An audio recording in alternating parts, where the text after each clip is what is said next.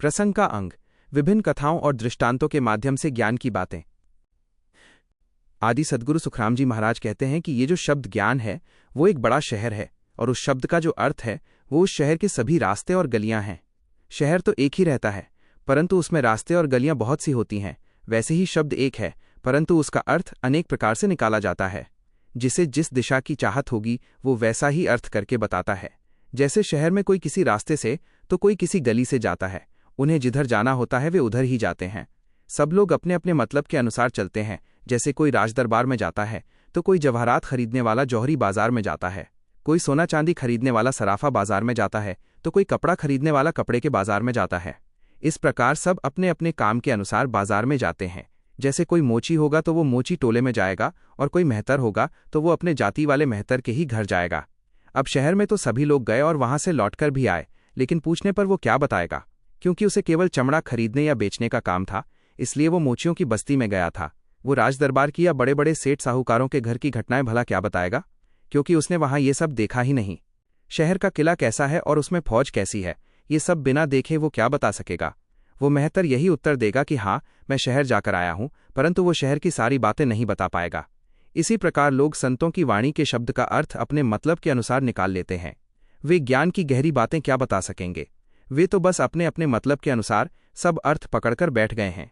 जैसे अपनी अपनी चाहत के अनुसार शहर में जिधर मतलब होता है लोग उधर ही जाते हैं, वैसे ही वे वाणी का वास्तविक अर्थ नहीं बता पाते और संतों के शब्द का अर्थ केवल अपनी बुद्धि के अनुसार ही करते हैं। हमेशा सात्विकता पूर्वक ही चर्चा करनी चाहिए, क्योंकि सात्विकता के साथ की गई चर्चा में अपार और असीम सुख की प्राप्ति होती है। इसके विपरीत यदि क्रोध, अहंकार या तामसी प्रवृत्ति में आकर चर्चा की जाए तो उसके पीछे पीछे जीवन में बहुत प्रकार के भारी दुख उत्पन्न होते हैं। जहां सात्विकता पूर्वक चर्चा होती है उससे सब लोग प्रेम पूर्वक जुड़े रहते हैं, परंतु संवाद तो तामसी भाव के बिना संभव ही नहीं होता। संवाद करते समय उसमें थोड़ी उग्रता या तामसिक भाव लाकर ही तर्क वितर्क करना चाहिए। बात करनी हो तो दो व्यक्तियों को एकांत में ही करनी चाहिए, उसमें तीसरा व्यक्ति नहीं होना चाहिए। ज्ञान बताना हो तो कम से कम 5-7 मनुष्य तो अवश्य रहने चाहिए, क्योंकि 2-4 लोगों को ज्ञान बताने में कहने वाले का मन नहीं करता। सुनने वाले मनुष्य जितने अधिक होंगे उतना ही ज्ञान बताने वाले का मन खुलता है। परंतु ध्यान करने के लिए मनुष्य को बिल्कुल अकेला ही होना चाहिए।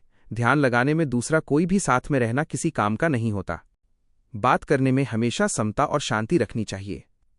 समता का अर्थ यह है कि जैसे भृगु ऋषि के लात मारने पर भी भगवान विष्णु ने जो धैर्य और शांत भाव रखा था, वैसी ही समता बात करते समय भीतर होनी चाहिए। इसके विपरीत ज्ञान तो पूरे उत्साह और तेजी में आकर ही दिया जाता है, तभी वो फलदायी होता है। रही बात चर्चा की, तो चर्चा तभी सबसे बेहतर और अच्छी होगी जब इधर उधर से विभिन्न प्रमाण और अर्थ लाकर आपस में भिड़ाए जाएंगे। सत्य कहने से संसार के लोग नाराज होते हैं, और झूठ कहने पर स्वयं राम जी परमात्मा नाराज होते हैं। अब मैं भला किस तरीके से बोलूं, यही सोच सोचकर मेरा मन गहरी चिंता और फिक्र में डूबा हुआ है। पाखंड की सेवा करने वाले सेवकों की भक्ति कभी फलित नहीं होती। ऐसी झूठी सेवा करने वालों की पहले तो इसी संसार में बड़ी भारी दुर्दशा और विडंबना होती है, और अंत में उन्हें नरक की घोर यातनाओं में जाना पड़ता है। इस संसार के सारे भक्त और आम लोग हर बात पर पाखंड पाखंड चिल्लाते तो रहते हैं, परंतु मैं उनसे ये पूछता हूं कि असल में पाखंडी कौन होता है और वो कैसा दिखाई देता है। पाखंड क्या है और सत्य क्या है, इसका गहराई से विचार करो। बिना किसी का पक्ष लिए बिल्कुल निष्पक्ष होकर और अपने सारे निजी विचारों को छोड़कर इस ज्ञान के वास्तविक शब्द को मुख से स्पष्ट उच्चारण करके बताओ।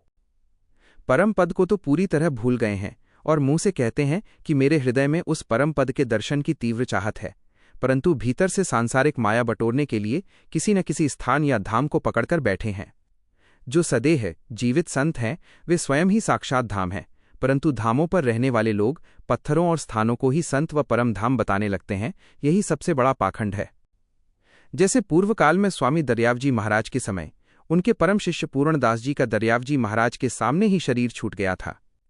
तब पूर्णदास जी के शिष्यों ने उनके मृत शरीर के ऊपर पत्थरों की एक समाधि बना दी। जब ये बात दरियावजी महाराज को मालूम हुई तो वे स्वयं उस समाधि के पास पहुंचे और शिष्यों से कुदाल मंगवाई। उन्होंने अपने ही हाथों से उस समाधि के पत्थरों को खोद कर फेंक दिया और गरज कर बोले, क्या पूर्ण इस पत्थर के भीतर धंसा बैठा है? पूर्ण तो कब का परम निजधाम चला गया, वो तो यहाँ सिर्फ शब्दों में रह गया है। ये कहकर उन्होंने समाधि के सारे पत्थर उखाड़ फेंके। इस सत्य घटना को दरियापंथी साधु आज भी अच्छी तरह जानते हैं। सत्ययुग, त्रेता युग और द्वापर युग, इन तीनों युगों में षट दर्शन का मत ही सबसे श्रेष्ठ और सार रूप में मान्य रहता था, जहां 5 तत्वों की देह और उसके भीतर निवास करने वाली छठवीं संत की ज्ञानी आत्मा के वास्तविक भेद को समझा जाता था। परंतु इस चौथे युग यानी कलियुग में आकर लोग उस परम संत पद के सच्चे विचार और ज्ञान को पूरी तरह भूल गए हैं। वे उस जीवित संत पद की महिमा को न मानकर केवल संतों के जाने के बाद उनकी समाधियों को पूजने में उलझ गए हैं। आज भी इस संसार में बहुत ही गिनी चुनी बिरली जगहों पर सद्गुरु संतों की वास्तविक सेवा होती है, जहां 5 तत्वों की देह और छठवीं ज्ञानी आत्मा वाले षट दर्शन रूपी जीवित संत की महिमा को समझा जाता है। संतों की ये सच्ची सेवा जगत से एकदम पूरी तरह नष्ट नहीं हुई है, परंतु इस कलियुग में चारों तरफ पाखंड की भरमार हो गई है, जहां लोग जीवित संतों के ज्ञान को छोड़कर धाम, श्मशान, कब्र और पत्थरों के चबूतरे आदि की पूजा करने में उलझ गए हैं। 5 तत्वों के अपने विशेष रंग हैं, जैसे आकाश का काला, वायु का हरा, अग्नि का लाल, जल का सफेद और पृथ्वी का पीला रंग होता है। ठीक इसी प्रकार अलग अलग दर्शनों और संप्रदायों के भी अपने रंग निश्चित हैं, जैसे सन्यासियों का काला, फकीरों का हरा, योगियों का पीला, जंगमों का लाल और ब्राह्मणों का सफेद रंग होता है।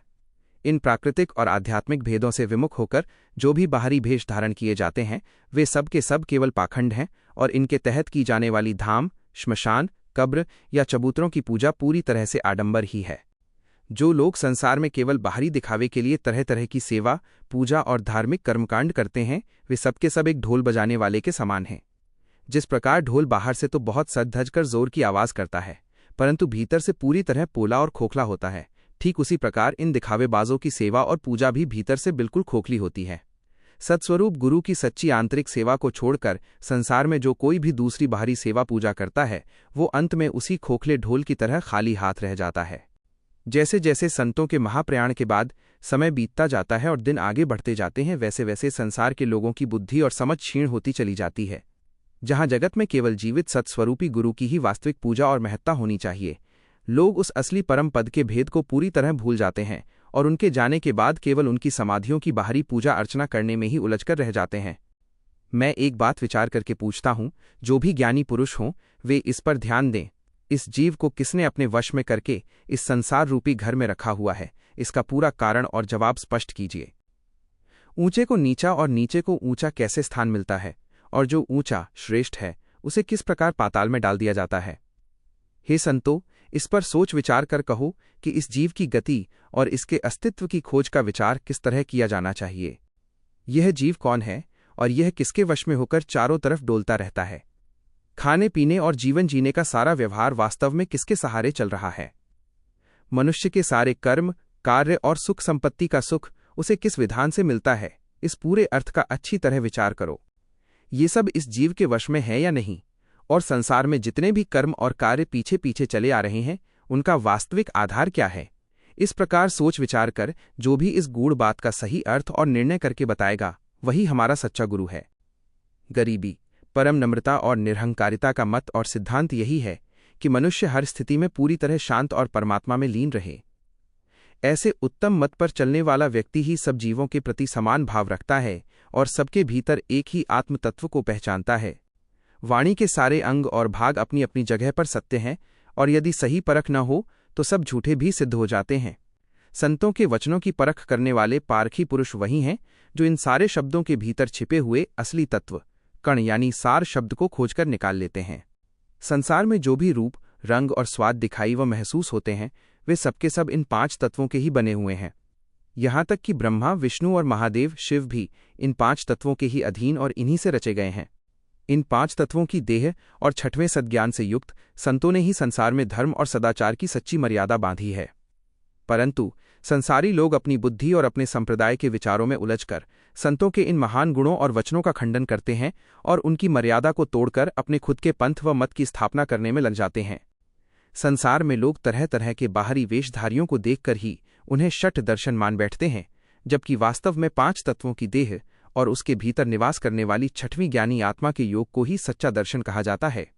लोग इस असली चैतन्य दर्शन को तो स्वीकार नहीं करते और जीवित संत के वचनों को मुख से सुनने व धारण करने के बजाय केवल उनके जाने के बाद बने धामों और समाधियों को पूजने में लग जाते हैं। ऐसे सभी मनुष्य पूरी तरह से पाखंडी ही हैं। इस संसार में 5 तत्वों के बिना न तो किसी वस्तु का कोई रूप है और न ही कोई स्वाद। हे शिष्य, ब्रह्मा, विष्णु और महेश, ये तीनों देव और संसार के समस्त प्राणी इसी 5 तत्व की माया से उत्पन्न हुए हैं और इसी के अधीन हैं। नाना प्रकार के जितने भी ज्ञान, ध्यान और बातें संसार में प्रचलित हैं, उन सब का आदि और मूल कारण ब्रह्मा जी की सृष्टि रचना तथा ये 5 तत्व ही हैं। इन सभी साधनाओं और विचारों में 5 तत्वों के गुणों का ही पसारा देखा जाता है। जो बात मूल रूप से सत्य और अनादि थी, वो तो पहले ही स्पष्ट कह दी गई थी, परंतु बाद में संसार के लोगों ने अपनी अपनी सांसारिक और द्वैत बुद्धि का सहारा लेकर अपनी सहूलियत के हिसाब से नए नए मत और संप्रदाय बना लिए, और अब पूरा संसार उसी बाहरी साध, आडंबर को ही सत्य मानकर कह रहा है। यह मानव शरीर 5 तत्वों का एक पिंजरा है, जिसे ब्रह्मा जी की रचना और मर्यादा के अनुसार ही गढ़ा गया है। जो मनुष्य इस देह में स्थित जागृत संत षट दर्शन के वास्तविक गुणों और वचनों का मुख से खंडन करता है और जीवित संत पद को न मानकर अपने मनगढ़ंत मत चलाता है, वह मनुष्य पूरी तरह से पाखंडी और भांड दिखावा करने वाला है। इस 5 तत्वरूपी श्वास और प्राण के बिना कोई भी जीव एक घड़ी पल भी जीवित नहीं रह सकता। जब जीव इसी देह में रहते हुए इन तत्वों को देने वाले और इसमें चैतन्य रूप से बसने वाले परमात्मा के गुणों का ही मुख से खंडन करने लगता है, तो भला उसकी मुक्ति कहाँ से और कैसे संभव हो सकती है। जहाँ ये 5 तत्व मौजूद हैं, वहाँ स्वयं सृजनहार परमात्मा भी गुप्त रूप से विराजमान है। सतगुरु महाराज कहते हैं कि तुम इस रहस्य को समझो और मेरी इस हाड़ मांस की देह को साधारण न मानकर इसके भीतर प्रकट हुए परम तत्व और आत्मस्वरूप का विचार करके इसकी सेवा पूजा करो। यह 5 तत्वों की देह तो केवल एक ओखटा, बाहरी आवरण या वस्त्र है, जिसके माध्यम से वो परमात्मा इस संसार में प्रकट होकर बोलता है। जब इस देह के भीतर बैठी आत्मा में उस परमात्मा का अनुभव जागृत होता है, तब संसार की समस्त सुरतें, जीव उसी एक तत्व से पोषित और तृप्त होती हैं। इस देह के भीतर जो देव प्रकाश है और जो आत्मा है, वो मेरा ही स्वरूप है और मैं ही इस देह का असली सृजनहार चैतन्य सत्ता हूँ। और मेरे इस आत्मस्वरूप के ऊपर जो परब्रह्म निज नाम अपौन सार शब्द स्थित है, वास्तव में वही जीव को भवसागर से तारने वाला और काल के मुख से बचाने वाला सच्चा तारणहार है। माया ने मुझे अपने अनेक रूपों और रंगों के जाल में फंसा रखा है, जिसके कारण मैं उस श्याम परमात्मा के पावन भुवन और महिमा के गीत नहीं गा सका। इस संसार में वास्तव में कोई किसी का साथी नहीं है। यहाँ का सारा प्रेम और मोह केवल इस नश्वर देह तक ही सीमित है। अंत समय में जब यमदूत आकर प्राणों को पकड़ लेंगे और खींचकर ले जाएंगे, तब ये सुंदर शरीर केवल धूल और मिट्टी में मिल जाएगा। संसार में जितने भी धर्म, कर्म, पुण्य और नाम जाप प्रचलित हैं, उन सब में गुरु धर्म ही सबसे श्रेष्ठ और सबका सिरमौर है। सतगुरु महाराज कहते हैं कि द्विज अर्थात ब्रह्म ज्ञान पाकर दूसरा आध्यात्मिक जन्म लेने वाले सच्चे गुरु की शरण में आए बिना किया गया कोई भी धर्म कर्म फलदायी नहीं होता। सच्चे ब्राह्मण जिसने ब्रह्म को जान लिया हो कि बिना जो लोग किसी को भी अपना गुरु बना लेते हैं, वे एक प्रकार से ईश्वर की मर्यादा और आज्ञा का उल्लंघन करते हैं। सतगुरु महाराज कहते हैं कि ऐसे दिखावे के गुरु और उनका अनुसरण करने वाले शिष्य दोनों ही अंत में सीधे नरक के द्वार पर जाकर गिरते हैं। परमात्मा ने जब संसार में 4 वर्ण पैदा किए थे, उसी दिन ये मर्यादा और सीमा तय कर दी थी। सतगुरु महाराज कहते हैं कि हे संतो सुनो, ईश्वर ने कभी भी द्विज सच्चे आत्मज्ञानी के अलावा किसी अन्य को गुरु पद का अधिकार नहीं दिया। इस विधान में कभी कोई बदलाव नहीं हो सकता। संसार के सभी मनुष्यों को आत्मज्ञान की बातें और उपदेश तो समान रूप से देने चाहिए, परंतु ज्ञान देते समय कभी भी हठ या अड़ियल रवैया अपनाकर किसी से वाद विवाद नहीं करना चाहिए। जहाँ ज्ञान सबको सुनाया जा सकता है, वहीं मंत्र दीक्षा हमेशा सामने वाले जीव की पात्रता, श्रद्धा और उसकी सही जगह की परख करके ही देना चाहिए। जैसे प्रकृति में वनस्पतियों के वृक्ष अलग अलग प्रकार के होते हैं, वैसे ही संसार में मनुष्यों की आत्माएं भी भिन्न भिन्न स्वभाव और अवस्था की होती हैं। इसलिए यदि किसी कुपात्र को मंत्र दे दिया जाए तो वो उसका दुरुपयोग कर सकता है। अतः मंत्र केवल उसी को देना चाहिए जो उसका सच्चा अधिकारी हो। ऐसा आदि सद्गुरु सुखराम जी महाराज बोले। यह राम नाम पानी की तरह है और संसार के मनुष्य वन के वृक्षों की तरह हैं। जैसे आकाश या कुएं का एक ही पानी जिस पेड़ को दिया जाता है, वो पेड़ अपनी प्रकृति के अनुसार फल देता है। गन्ने को मीठा, मिर्ची को तीखा, मेथी को कड़वा, लहसुन प्याज को दुर्गंधयुक्त और फूलों को सुगंधित बनाता है तथा इमली को खट्टा और आम व चीकू को मीठा स्वाद देता है। लता के अनुसार तरबूज को बड़ा व शीतल, फूट और गुम्ही को छोटे फल देता है। करेले को कड़वा और नींबू अनानास को खट्टा करता है। करेले को कड़वा और नींबू अनानास को खट्टा करता है। ठीक इसी प्रकार राम नाम रूपी पानी से संसार की भिन्न भिन्न आत्माओं को उनके अपने स्वभाव और पात्रता के अनुसार ही फल मिलता है। इसीलिए ये राम नाम मंत्र हमेशा जगह और पात्र देखकर ही देना चाहिए, नहीं तो मनुष्य अपनी आत्मिक बुराइयों के अनुसार इस मंत्र का दुरुपयोग करने लगते हैं। आडंबरी मनुष्य राम नाम का रटन इसलिए करता है ताकि उसे संसार में मान, बड़प्पन और पूजनीय संत का पद मिले। व्यभिचारी साधु इस मंत्र का जाप इसलिए करता है ताकि स्त्रियां उसकी ओर आकर्षित हों। कई साधु लोगों को दिखाने के लिए राम नाम रटते हैं ताकि उन्हें अच्छा भोजन और कपड़े मिलें, और देखने वाला कोई न हो तो वे मुख से नाम भी नहीं निकालते। चोर इस मंत्र से चोरी मिलने की, जुआरी जुआ जीतने की, मुकद्दमेबाज कोर्ट केस जीतने की और कामी मनुष्य किसी स्त्री से प्रीति होने की प्रार्थना करता है। वे मोक्ष या मुक्ति नहीं मांगते। कोई पुत्र मांगता है, कोई शादी की कामना करता है, कोई लोभी धन मांगता है, तो कोई अपने रोग दुख दूर करने की प्रार्थना करता है। निष्काम भक्ति कोई नहीं करता। कोई पोता नाती मांगता है तो कोई अपने दुश्मन का नाश करने की प्रार्थना करता है। कई पापी केवल अपने पाप काटने के लिए ही सुमिरन करते हैं। इस प्रकार ये सब मनुष्य अपनी अपनी चाहत के अनुसार फल मांगकर इस भक्ति को सकाम, स्वार्थी बना देते हैं। जैसे पानी से वृक्ष को उसकी प्रकृति के अनुसार फल लगते हैं, वैसे ही इन्हें भी राम नाम से अपनी आत्मा के अनुसार फल मिलता है, और यदि यहाँ फल नहीं मिला तो बाद में भुगतना पड़ता है। ये सकाम भक्ति करना बहुत बुरा है।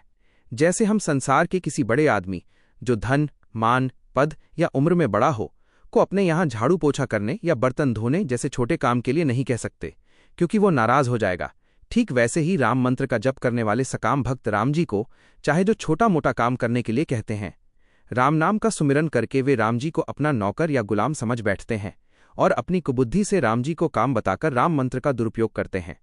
इसीलिए आदि सद्गुरु सुखराम जी महाराज कहते हैं कि ज्ञान तो सबको बताओ, परंतु मंत्र हमेशा जगह और पात्र देखकर ही देना चाहिए। संसार में सभी मनुष्यों की आत्माओं को एक समान मानकर उनकी पूजा या सेवा करने से सबको एक जैसा ही पुण्य फल प्राप्त हो जाएगा, ऐसा बिल्कुल नहीं समझना चाहिए। आदि सद्गुरु सुखराम जी महाराज फरमाते हैं कि द्विज अर्थात ब्रह्म ज्ञान पाकर दूसरा आध्यात्मिक जन्म लेने वाले आत्मज्ञानी और विकारों से मुक्त सच्चे सद्गुरु को धारण किए बिना मनुष्य का आध्यात्मिक जीवन कभी भी सफल और प्रफुल्लित नहीं हो सकता। संसार में सच्चे संतों के मौजूद रहते हुए भी जो लोग भांड अर्थात ढोंग करने वाले बाहरी वेशधारियों को पूजते हैं और डाकोत, ज्योतिष, टोने टोटके या कुपात्रों को गाय आदि दान देते हैं, वे सभी उस पाखंडी वेशधारी के शिष्य और वो झूठा वेशधारी गुरु दोनों ही अंत में नरक में जाएंगे, ऐसा आदि सद्गुरु सुखराम जी महाराज बोले। जो लोग रासमंडल, सच्चे संतों के भक्ति और ज्ञान के सत्संग की निंदा करते हैं और उसके बदले संसार में अन्य प्रकार के बाहरी आडंबर व जमघट जमावड़े करवाते हैं, वे शिष्य और गुरु दोनों ही सुखराम जी महाराज कहते हैं कि पूरी तरह से कर्मों के बंधनों की खान हैं, अर्थात वे नए नए कर्मों को बांधकर संसार के आवागमन के चक्र में फंसे रहते हैं। साधु का भेष लेकर ज्ञान की बातें बताने वाले लोग ठीक वैसे ही हैं जैसे कोई गोला, दासीपुत्र या नीच जाति का व्यक्ति हथियार बांधकर और घोड़े पर सवार होकर क्षत्रिय वीर जैसा दिखने का ढोंग करे।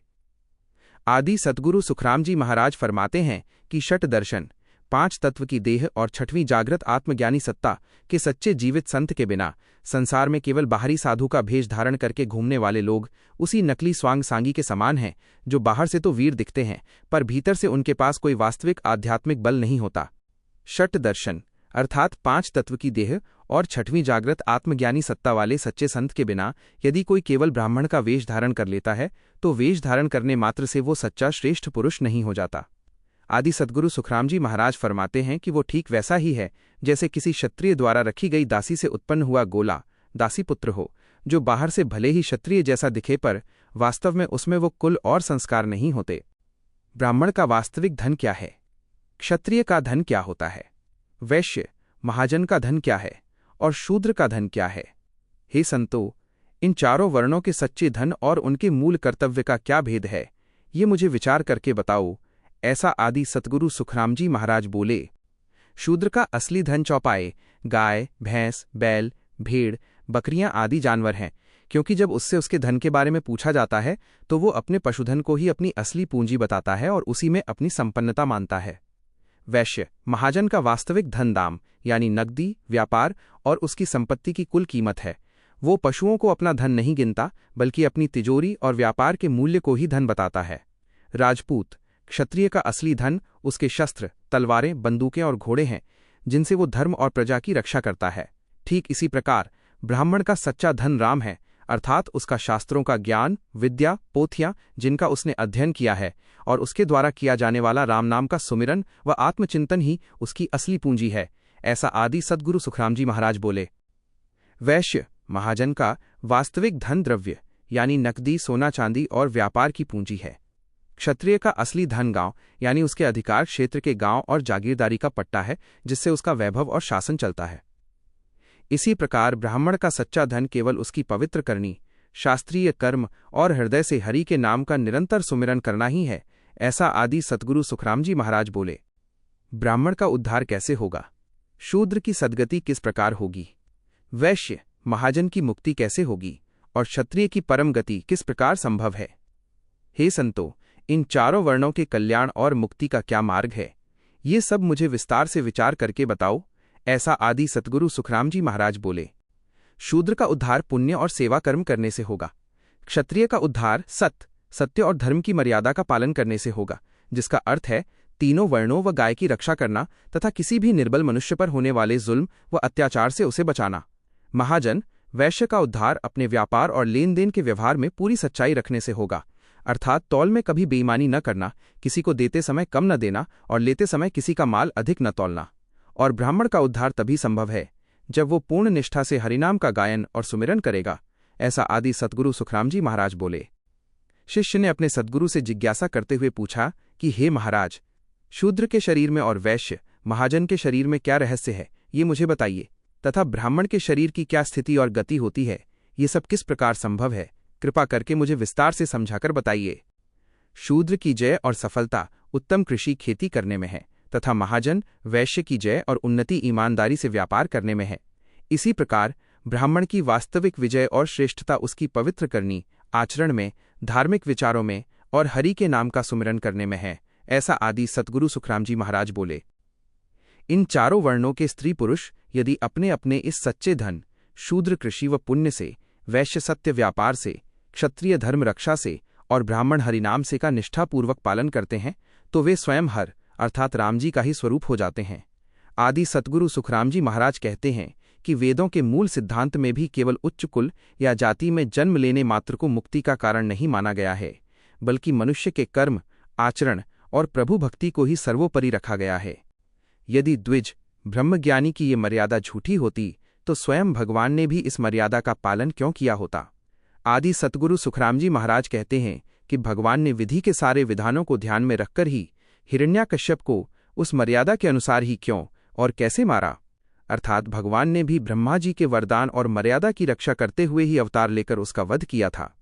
यदि द्विज की मर्यादा झूठी होती तो श्री हनुमान जी ने लंका गढ़ के भीतर जाकर विभीषण के यहाँ उस मर्यादा को क्यों रखा और उसका मान क्यों किया? आदि सद्गुरु सुखराम जी महाराज कहते हैं कि हे संतो, इस रहस्य को तुम सब ध्यानपूर्वक सुनो। जब एक साधारण द्विज ब्राह्मण राक्षस ने हनुमान जी को लंका में एक कच्चे सूत के धागे, मंत्र या मर्यादा रूपी बंधन से बांध दिया, तो आदि सद्गुरु सुखराम जी महाराज कहते हैं कि महाबली हनुमान जी ने उस कच्चे धागे को अपने बल से क्यों नहीं तोड़ा, अर्थात उन्होंने भी द्विज की मर्यादा का आदर किया और बंधे रहे। संसार में ब्रह्म के समान कोई दूसरा देवता नहीं है और द्विज सच्चे आत्मज्ञानी के समान कोई दूसरा गुरु नहीं है। आदि सद्गुरु सुखराम जी महाराज कहते हैं कि तुम तीनों लोकों में और असंख्य युगों तक खोज कर देख लो, इस सत्य के अलावा दूसरा कोई सत्य नहीं मिलेगा। कौन से ऐसे मनुष्य होंगे जो राक्षस स्वभाव के होंगे, संतों की मर्यादा को भंग करने वाले होंगे और कर्मों के बंधनों में बंधे हुए पापी होंगे? आदि सद्गुरु सुखराम जी महाराज कहते हैं कि कलयुग में वे ही मनुष्य ऐसे होंगे जो सच्चे आत्मज्ञानी को छोड़कर किसी शूद्र, अज्ञानी या तत्वहीन व्यक्ति के शिष्य बनेंगे। संसार में 3 प्रकार के जीव साधक होते हैं। पहले प्रकार के जीव कजलाई हुई वस्तु की तरह होते हैं, जो ऊपर से बुझी हुई आग जैसे दिखते हैं, पर भीतर थोड़ी आग, जिज्ञासा छिपी रहती है। दूसरे प्रकार के जीव ऐसे होते हैं जो तुरंत नई आग पकड़ने लगते हैं, अर्थात ज्ञान सुनते ही उनमें वैराग्य और भक्ति जागने लगती है। और तीसरे प्रकार के जीव ऐसे उत्तम होते हैं जिन्हें मात्र एक फूंक मारते ही, अर्थात गुरु के थोड़े से संकेत या उपदेश से ही उनके भीतर ज्ञान की लौ पूरी तरह जग जाती है। ऐसा आदि सद्गुरु सुखराम जी महाराज बोले। हे भाई, तू अपने मन में सोच समझकर मुझसे बात कर, मुझे नीच जाति का मत कह। ब्रह्मा जी के समय से ही जो आदि सत्य से जुड़ा है वो हरि का सच्चा भक्त है। तेरी ऐसी अज्ञानता भरी बातें यहाँ कोई सुनने वाला नहीं है। ध्यान से सुन, जो सच्चा आत्मज्ञानी है उसे ही असल वैष्णव, प्रभु प्रेमी कहना चाहिए, इसमें कोई फेर या संशय नहीं है। हे शूद्र, तू देख कि ऐसे सच्चे वैष्णव की पूजा तो तीनों लोकों में सब करते हैं, यही मुख्य आधार है। हे क्षत्रिय, सुन, वैष्णव होने का सच्चा अर्थ ये है कि तू कमजोर और शूद्र जाति का पालन पोषण व रक्षा करे। और हे महाजन वैश्य, तू भी सच्चे वैष्णव के चरणों की शरण में आ, क्योंकि इस कलयुग में श्रीमद् भगवद गीता भी यही सत्य कहती है। संसार में ब्राह्मण, क्षत्रिय, वैश्य इन तीनों वर्णों को उमराव, जागीरदार या उच्च अधिकारी की तरह माना गया है, जो राजा के दरबार दर्शन देश दिवाणी की शोभा बढ़ाते हैं। और ये चौथा वर्ण शूद्र उस सारी रैयत प्रजा की तरह है जिसके बीच संतों भक्तों की महिमा कही गई है। यदि चौथे वर्ण प्रजा का कोई मनुष्य प्रभु की सच्ची भक्ति करता है तो स्वयं हरि उसकी सहायता करते हैं। यह ठीक वैसे ही है जैसे किसी राजा के न्याय दरबार में यदि प्रजा पर कोई विपत्ति या भीड़ आ जाए तो राजा उसकी पुकार सुनता है। परंतु जैसे रैयत साधारण प्रजा को सीधे राजसी जागीर के पट्टे अधिकार नहीं मिल जाते, चाहे वो संसार में कितना ही उद्यम या प्रयास क्यों न कर ले, ठीक वैसे ही सुन, जो तत्वज्ञान से रहित शूद्र है वह सच्चा संत नहीं कहला सकता। केवल बाहरी प्रयास करने से क्या होगा? यदि किसी मामूली नौकर पर राजा प्रसन्न रीझ हो जाए तो वह उसके पूर्व जन्म के कर्मों का ही फल होता है। तो सुन, संसार में ऐसा होने से क्या हुआ?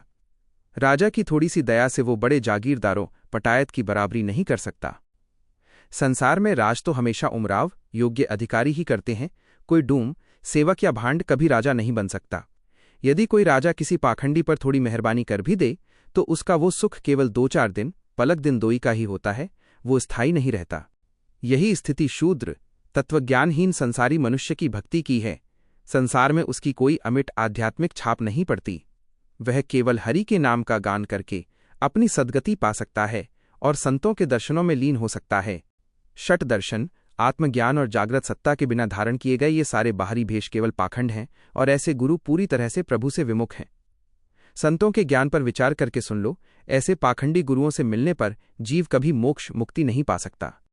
यदि इस बाहरी पाखंड धाम, समाधि, चबूतरा, छत्री या पादुका आदि की पूजा करने मात्र से ही मोक्ष हो जाता तो फिर संसार में गुरु को कोई पूछता भी नहीं और गुरु धारण करने की कोई आवश्यकता ही नहीं रह जाती। तब तो सभी लोग आपस में ही एक दूसरे का सिर मुड़ाकर चेला बन जाते और खुद ही मोक्ष पाकर परम गति को प्राप्त कर लेते। ऐसा आदि सद्गुरु सुखराम जी महाराज बोले। इस कलियुग ने संसार के मनुष्यों की बुद्धि को पूरी तरह से भ्रष्ट कर दिया है, जिसके कारण उन्हें ये सत्य बात दिखाई ही नहीं देती है। सभी लोग केवल ब्रह्मज्ञान की ऊपरी बातें छाया सीख लेते हैं और उसी का सहारा लेकर सच्चे सनातन धर्म को नष्ट उथापने करने के लिए आपस में लड़ते झगड़ते रहते हैं। ऐसा आदि सद्गुरु सुखराम जी महाराज बोले। इन्हें सत्स्वरूप ब्रह्मज्ञान का देश परम पद तो प्राप्त होता नहीं और ये ऊपरी ब्रह्मज्ञानी सच्चे धर्म से विमुख होकर अंधे के समान भटक रहे हैं। ये केवल मुंह से कहते और सुनते हैं कि राम सब में व्यापक है। यदि राम सचमुच सबके भीतर एक समान प्रकट ही है तो फिर इन बाह्य भेदों और साधु संतों के दर्शनों का क्या महत्व रह गया?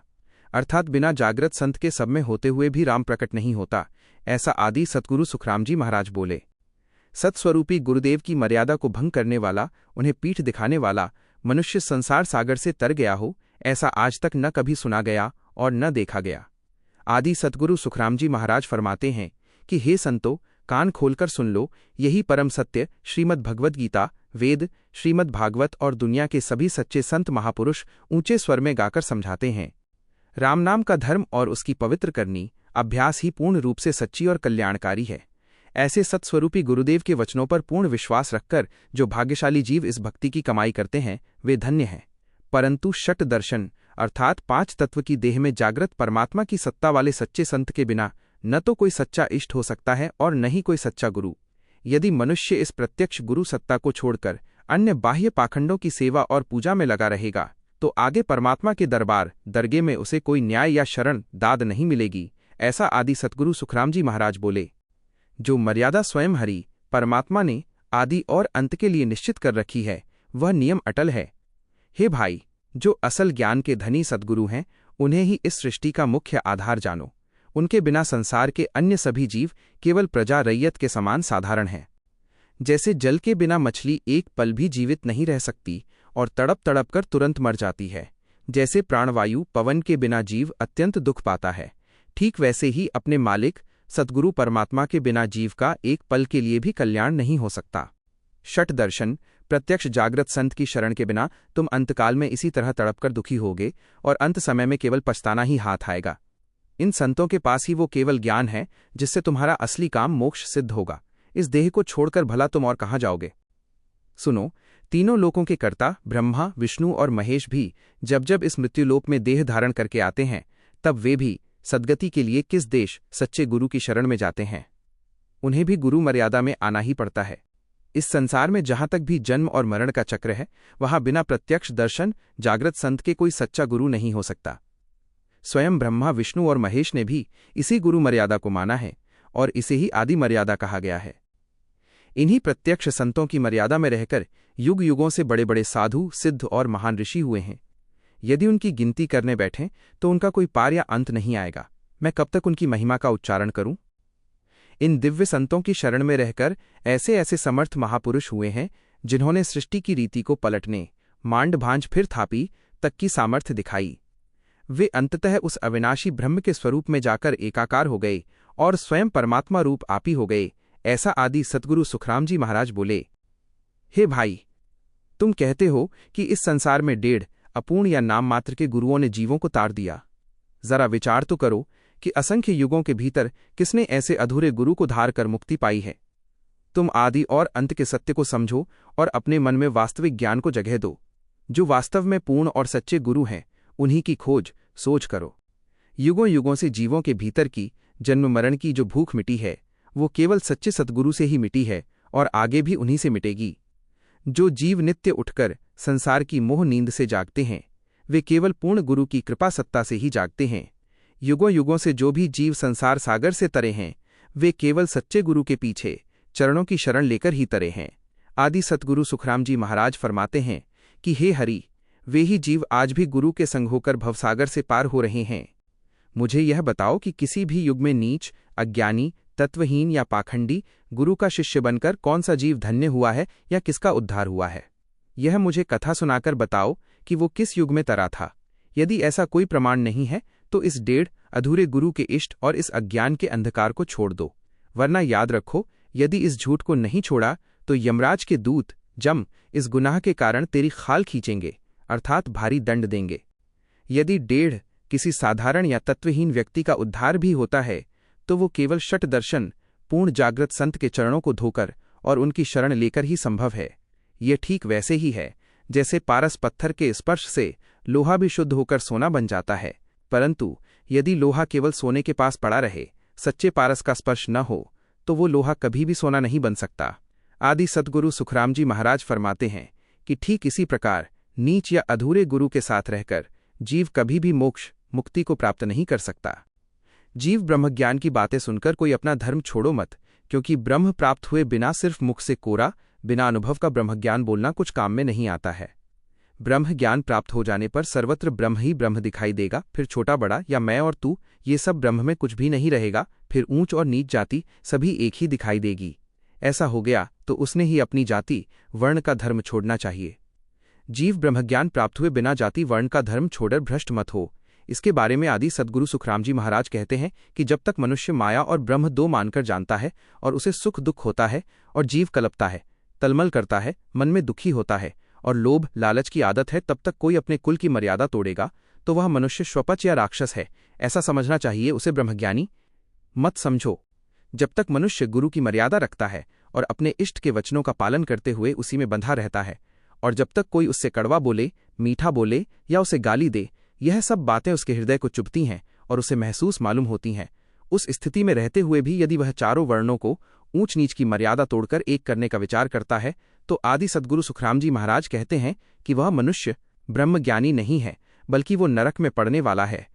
जो मनुष्य अपने धर्म की दुकान बांधकर धर्म का व्यापार करके बैठता है, दूसरों से धन द्रव्य लेता है और मन में आशा रखता है तथा अपना यश और कीर्ति बढ़ाने के लिए दूसरों को धन देता है, जब तक वह नीच जाति का मनुष्य होकर ऊंचे कुल और मर्यादा की निंदा करता है एंड केवल बातें बनाकर स्वयं को ब्रह्मज्ञानी दिखाता है, तब तक आदि सद्गुरु सुखराम जी महाराज कहते हैं कि वह मनुष्य ब्रह्मज्ञानी नहीं है और उसे यमराज के अत्यंत क्रूर व भयानक दूतों जमभूज के अधीन कर दिया जाएगा। जब तक कोई मनुष्य यह मेरी बहन है, यह मेरी भांजी है, यह माँ है, इस प्रकार संसार के इन रिश्तों को अलग अलग दो करके जानता है और मेरे इतने शिष्य और शाखाएं अनुयायी हैं, ऐसी शिष्यों की मंडली को देखकर अपने मन में सुख मानता है, गर्व करता है, तब तक वह मनुष्य ब्रह्मज्ञानी नहीं है। जब तक वो भीतर से ऐसा संसारी है, तब तक नीच जाति और ऊंचा कुल अलग अलग ही रहेंगे। आदि सद्गुरु सुखराम जी महाराज कहते हैं कि ऐसे तत्वज्ञानहीन शूद्र अज्ञानी की बातें सुनकर कोई भी ऊंचे कुल का मनुष्य उसका शिष्य मत बनो। जब तक मनुष्य के मन में दूसरों का डर भय रहता है, उसके घट हृदय में दूसरों से लोक लाज और शर्म बनी रहती है, वह किसी से बात करते समय केवल शुभ शुभ मीठे और अच्छे वचन ही बोलता है और अपनी आंखों से किसी राजा को देखकर उसे बड़ा मानता है तथा उसका मान सम्मान करता है, तब तक यदि वह ब्रह्मज्ञान का कथन करता है तो उसे अंत में पछताना ही पड़ेगा। आदि सद्गुरु सुखराम जी महाराज कहते हैं कि ऐसा मनुष्य वास्तव में ब्रह्मज्ञानी नहीं है, वह मर्यादा का उल्लंघन करने वाला गुनाहगार खूनी है और वह सीधा नरक में ही जाएगा। जो मनुष्य एक ही घड़ी में तो बड़ी बड़ी ब्रह्मज्ञान की बातें करता है और दूसरी ही पल में अपने लिए शुभ अशुभ मुहूर्त या अच्छा समय खोजने लग जाता है, वह मनुष्य इस लोक और परलोक दोनों ही जगहों पर विचलित रहता है, न इधर का रहता है न उधर का, और वह संसार रूपी गहरे डोह भवसागर में डूब जाता है। ऐसा झूठा ब्रह्मज्ञान बताने वाला गुरु और उसका शिष्य ये दोनों ही जीव संग मिलकर रसातल पाताल में जाएंगे। आदि सद्गुरु सुखराम जी महाराज कहते हैं कि उसकी वो बुद्धि और मत पूरी तरह से कच्चा था, इसलिए ऐसे कच्चे मत को मालिक परमात्मा कभी स्वीकार नहीं करते। अरे जिसके भीतर सचमुच सच्चा ब्रह्मज्ञान प्रकट उत्पन्न हो गया है, वह ब्रह्मज्ञानी गुरु और शिष्य को अलग अलग न मानकर एक ही रूप मानता है। ऐसा वास्तविक ब्रह्मज्ञानी बन जाने पर उसके लिए जल अमृत और विष जहर दोनों एक समान हो जाते हैं। वो यहाँ वहाँ सर्वत्र पांचों तत्वों भूतों को अपने स्वयं के स्वरूप जैसा ही देखता है, अर्थात उसे सब जगह केवल ब्रह्म ही ब्रह्म दिखाई देता है। उस सच्चे ब्रह्मज्ञानी के लिए ऊंच नीच का कोई भेद नहीं रहता, न ही गुरु और शिष्य में कोई अंतर बचता है। वो सबको ब्रह्म जानकर स्वयं ब्रह्म रूप हो जाता है और फिर किसी अन्य का जाप भी नहीं करता है। परंतु जब तक जीव इस संसार में है तब तक उस परम केवल पद मोक्ष की प्राप्ति होने तक उसका नाम भी रहेगा और जाति भी रहेगी, ये सब कहे ही जाएंगे। इसके साथ ही देह से जुड़े हुए जो आठों कर्म ज्ञानावरण दर्शनावरण मोहनीय अंतराय वेदनीय आयु नाम और गोत्र हैं, वे प्रत्यक्ष रूप से बने रहते हैं और वे 8 कर्म भागकर कहीं भी नहीं जाएंगे। इसलिए इस सत्य को समझकर और अच्छी तरह सोच विचार करके केवल रामनाम के गुणों का गान भक्ति करो। हे सुनने वालों, ये शूद्र तत्वज्ञानहीन संसारी मनुष्य जो ऊपरी ब्रह्मज्ञान बताता है, उसका ऐसा कच्चा ज्ञान सुनकर तुम अपने मार्ग से विचलित या भ्रष्ट मत हो। अरे जो नीची जाति के मनुष्य हैं, वे तो स्वयं को ऊंचा उठाने आध्यात्मिक श्रेष्ठता पाने के लिए तरह तरह के कष्ट उठाते हैं और कठिन मेहनत करते हैं। वे नीच कर्मों को त्याग कर श्रेष्ठ करने का उपाय करते हैं और उनके हृदय में हमेशा ऊंचा बनने की लालसा बसी रहती है। परंतु तुम पहले से ही ऊंचे कुल और श्रेष्ठ मार्ग पर होकर भी इस अज्ञानी व पाखंडी ब्रह्मज्ञानी के बहकावे में आकर अपने सत्य से क्यों भटक रहे हो और नीच क्यों बन रहे हो? तुम अच्छे घर उच्च मार्ग के होते हुए भी कूड़े करकट की रोड़ी अपवित्र स्थान पर बैठकर ऐसा झूठा प्रसाद क्यों खा रहे हो? यह ब्रह्मज्ञान का मार्ग वास्तव में परम श्रेष्ठ है, परंतु अरे बावले पगले, ये ब्रह्मज्ञान तुमसे पूर्ण रूप से साधा नहीं जा सकता। यदि कोई मनुष्य लाख वर्ष तक भी इस ब्रह्मज्ञान के मत पर चलता रहे, परंतु अंत में किसी एक भी वचन मर्यादा से चूक जाए या उसके विपरीत कर्म कर दे, तो उसकी जीवन भर की वह सारी कमाई व्यर्थ चली जाती है और वह यमराज काल का गुनाहगार बन जाता है। आदि सतगुरु सुखराम जी महाराज कहते हैं कि एक भी वचन भंग होने से उसकी आध्यात्मिक कमाई नष्ट हो जाती है और फिर पीछे अंत में उसे अपने उन सभी पूर्व संचित कर्मों का फल भुगतना ही पड़ता है। अरे केवल ब्रह्मज्ञान का बाहरी मत धारण कर लेने मात्र से क्या कोई नया ब्रह्म बन जाएगा? अर्थात यह जीव तो मूल रूप से ब्रह्म का ही अंश है। यदि वह इस ऊपरी मत को धारण नहीं भी करता तो क्या उसका ब्रह्म स्वरूप मिट जाएगा? फिर इस मत को पकड़ने से अधिक क्या हासिल होगा? ये तो ठीक वैसा ही है जैसे कोई बच्चा पहले से ही सोया हुआ हो तो उसे हाथों से और अधिक हुर्राने लोरी गाकर सुलाने का प्रयास करने से क्या वो और ज्यादा सो जाएगा? आदि सद्गुरु सुखराम जी महाराज कहते हैं कि इस ऊपरी ब्रह्म ज्ञान के मत को धारण करने से केवल इतना ही फल मिलता है कि इस वर्तमान देह शरीर से किए जाने वाले नए कर्म क्रियमाण कर्म उस जीव को नहीं चिपकते, परंतु उसके पुराने संचित और प्रारब्ध कर्म नष्ट नहीं होते, वे जैसे के वैसे ही बने रहते हैं। जब तक यह जीव बार बार गर्भ में आता रहेगा और जन्म मरण के चक्र में फंसा रहेगा, तब तक ऊपरी ब्रह्म ज्ञान की बातें रखने मात्र से जीव को केवल दुख ही प्राप्त होगा। परंतु जो मनुष्य इस प्रत्यक्ष सत्य स्वरूप परम ब्रह्म की वास्तविक भक्ति को स्वीकार कर लेगा, वह अनंत रूप सत्स्वरूप होकर ही संसार में आएगा। आदि सतगुरु सुखराम जी महाराज कहते हैं कि उस अविनाशी परमात्मा की सच्ची भक्ति के बिना जीव आगे परलोक में भला क्या सुख पाएगा और उसका उद्धार कैसे होगा? यह जाति, वर्ण और कुल की मर्यादा स्वयं ब्रह्मा 4 मुख वाले की बांधी हुई है। अब तेरी ऐसी क्या सामर्थ्य पहुंच है कि तू इस सृष्टि के नियम और जाति वर्ण को उल्टाना नष्ट करना चाहता है? उस राम नाम परमात्मा की सत्ता ने तो इस देह के घड़े जाने से भी पहले प्रत्येक जीव की जाति पाति का गुण और नियम अलग अलग विधि से निश्चित करके रखा हुआ है। यदि नीम के वृक्ष को अमृत से भी सींचा जाए तो भी सर्प उसके पास आकर अपने मुख से विष ही उगलेगा, अर्थात नीम कड़वी ही रहेगी और सर्प विषैला ही रहेगा। यदि किसी के पास असली हीरा हो तो फिर उसके लिए सोने का श्रृंगार करने की क्या आवश्यकता है? जैसे कस्तूरी को जल में डाल देने से भी वह अपनी सुगंध वास को नहीं खोती है।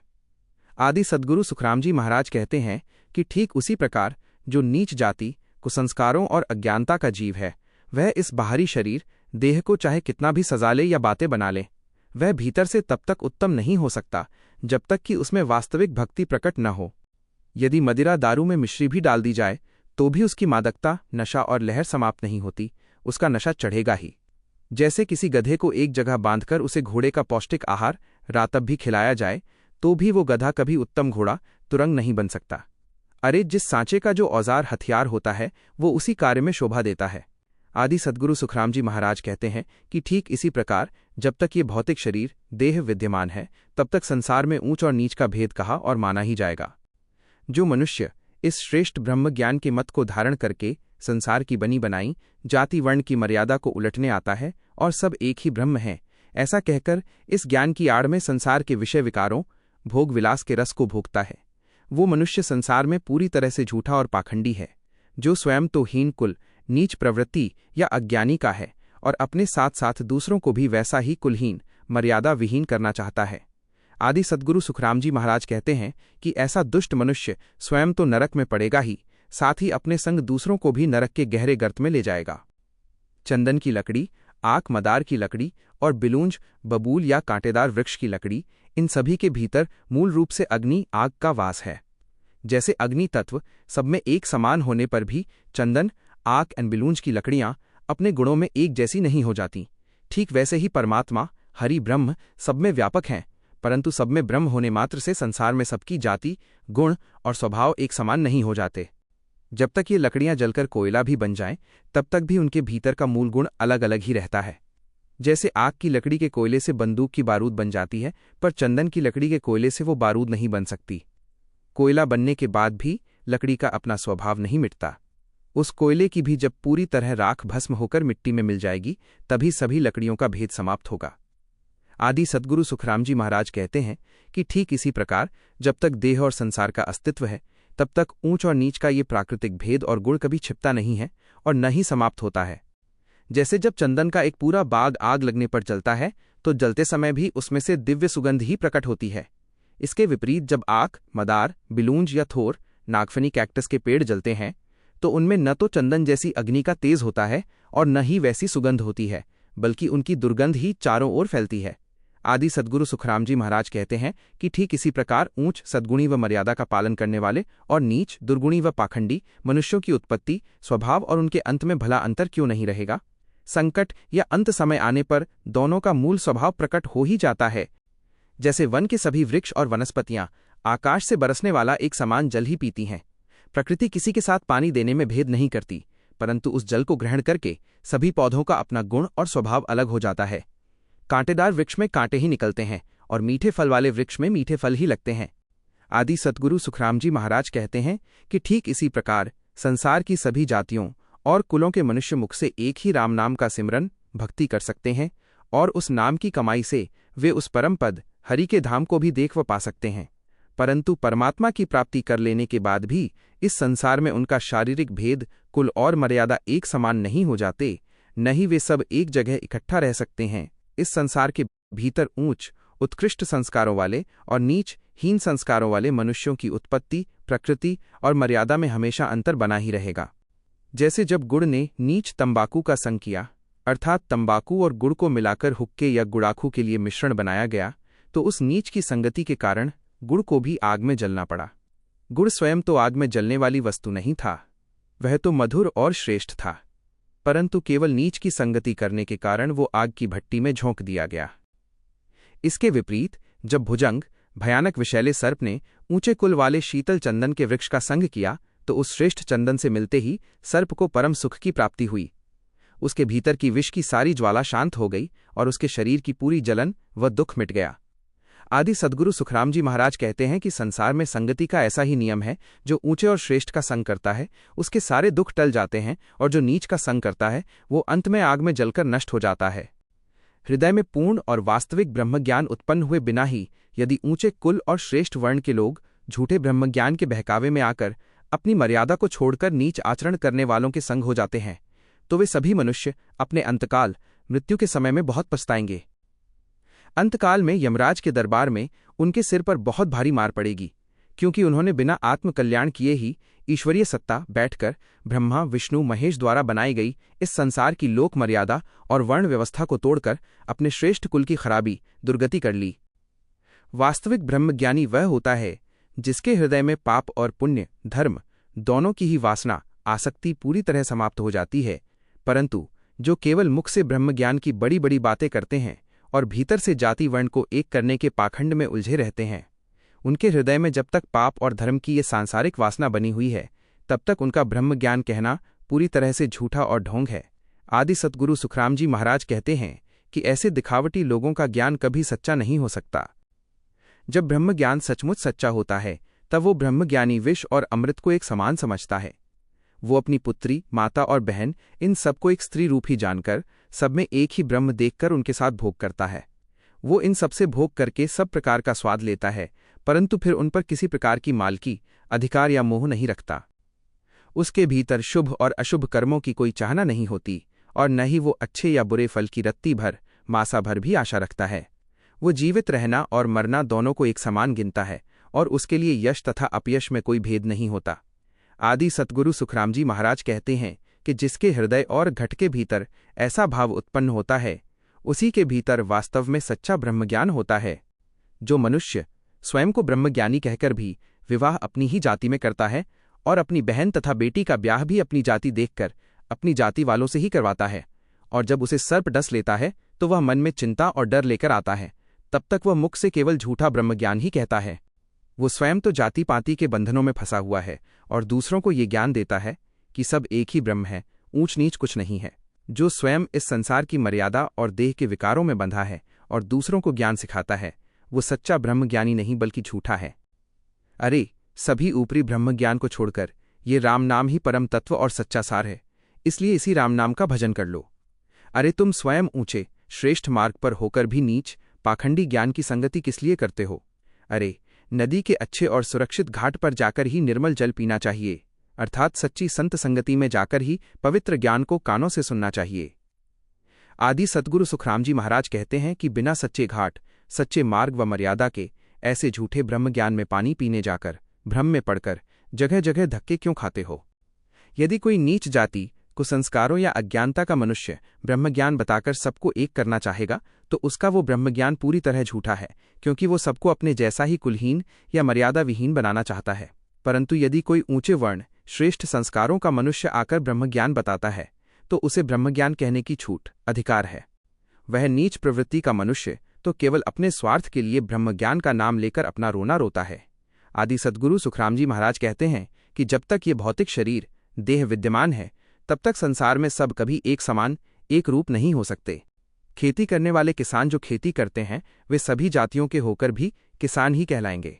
संसार के लोग उन सबको किसान ही कहेंगे, परंतु सब किसान कहलाए इसलिए उन सबकी जाति एक नहीं हो जाएगी और न ही उनकी जाति का नाम या छाप मिटेगी, अर्थात वे आपस में खान पान या विवाह का संबंध नहीं कर लेंगे। इसी प्रकार इस संसार में जितनी भी अच्छी और बुरी चीजें हैं वे सब 5 तत्वों से ही बनी हुई हैं, परंतु सब 5 तत्वों की होने पर भी अच्छी और बुरी चीजों का मेल संग एक साथ नहीं हो सकता। जैसे खाने के पवित्र पदार्थ और गोबर मिट्टी दोनों ही 5 तत्वों से बने हैं, फिर भी उन्हें एक बर्तन में साथ नहीं रखा जा सकता। ठीक वैसे ही ऊंच और नीच स्वभाव के मनुष्य भले ही 5 तत्वों के बने हों और सब में ब्रह्म हो, पर वे एक समान नहीं हो सकते। आदि सद्गुरु सुखराम जी महाराज कहते हैं कि इसी प्रकार शुभ अच्छे और अशुभ बुरे का संग कभी एक साथ नहीं होगा।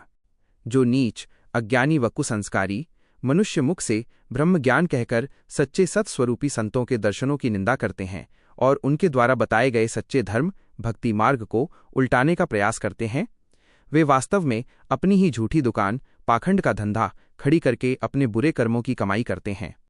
ये सत्स्वरूपी धर्म और संतों का मार्ग आदि अनादि काल से चला आ रहा है, ये आज का नया बना हुआ नहीं है।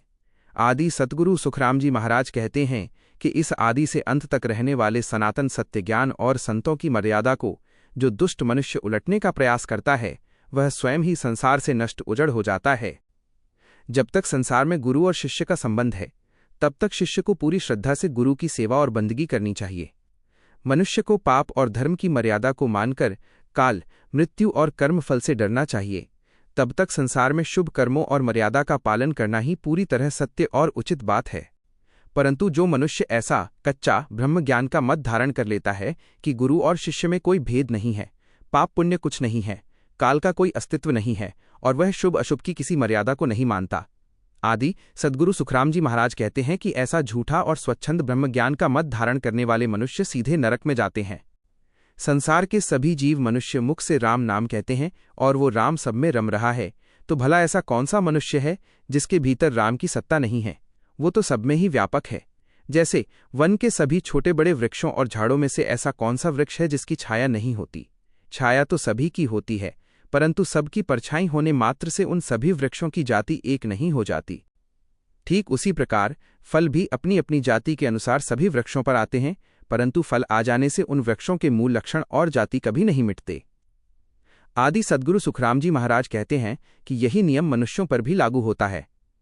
केवल मुख से राम नाम गा लेने मात्र से किसी नीच, अज्ञानी या हीन संस्कारों वाले मनुष्य के मूल गुण, लक्षण और संसार की जाति मुर्यादा बदलकर ऊंची नहीं हो जाती।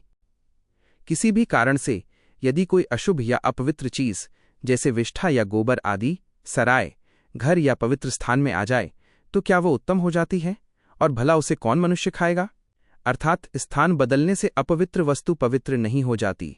चतुर मनुष्यों ने नीच जाति कुसंस्कारों के संग को इसी प्रकार त्यागने योग्य देखा है। आदि सद्गुरु सुखराम जी महाराज कहते हैं कि जो मूल रूप से नीच स्वभाव या विचारों का है, वो केवल बड़ी बड़ी बातें कहने या स्थान बदलने से उत्तम नहीं कहा जा सकता।